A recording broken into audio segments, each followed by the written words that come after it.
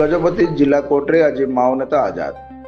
गजपति जिला पालाखंडी स्थित जिला कोर्टे आज माओनेता आजाद हाजिर होइतिबा देखिबाकू मिलिछि। सुप्रीम कोर्ट को निर्देश पर माओनेता जल्दी शुणाणी प्रक्रिया आरंभ करा जाइछि। एही परिप्रेक्षी रे आजादଙ୍କ नामरे 36 गोटी मामला रहितिया बेली आज प्राय 4 गोटी मामलार शुणाणी हो जाइछि।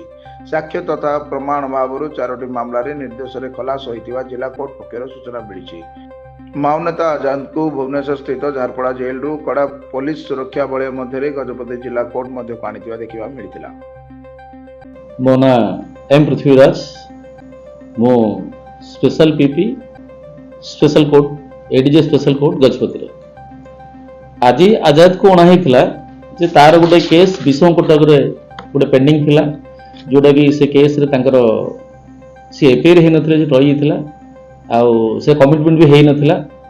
कमिटमेंट हला पर से केस टा ट्रांसफर के आसला पर से केस रे आज तांकर एफिडेंस और चार्ज दीटा को फ्रेम हिची।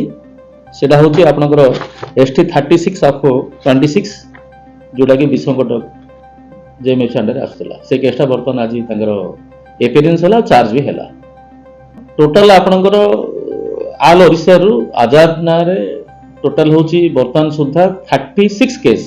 ये जो गोटे केस पेंडिंग रही था जोटा कि विषम कटक रे तार जेहेतु से केस रे तांकर कमिटमेंट हे नथिला, पेंडिंग रही था, कमिटमेंट हे गेला। बर्तमान से केस भी पळे आसलेनी। टोटल केस बर्तमान 37 केसेस 36 केस 36 केस रु आपनकर गत 20/2/2025 रे गोटे केस रे जजमेंट हे सार चली। सेटा होची एसटी 10/2030 10/30 ऑफ 2026-25 किंतु से केस रे पार्टली जजमेंट हेची। जेहेतु से केस रे गोटे ऑफेंस लागिची 124A जो लागिची, सेथिरे सुप्रीम कोर्ट रो ऑनर सुप्रीम कोर्ट रो गोटे निर्देश अछि। से निर्देश बल रे से केस से पार्टिकुलर ऑफेंस ऊपर किछि आउरी किछि हेनी, जेहेतु पार्टली अदर ऑफेंस ऊपर तांगर एक्विटल हेची।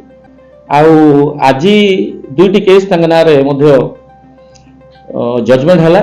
से दुटा केस होची आपनकर एसटी 11/2026 आउ एसटी 12/65 ऑफ 24-26।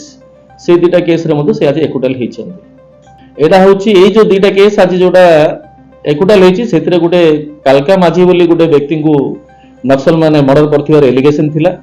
बट परवर्ती समय रे ड्यूरिंग कोर्स ऑफ इन्वेस्टिगेशन रे किछि हमकु साक्षी मानकर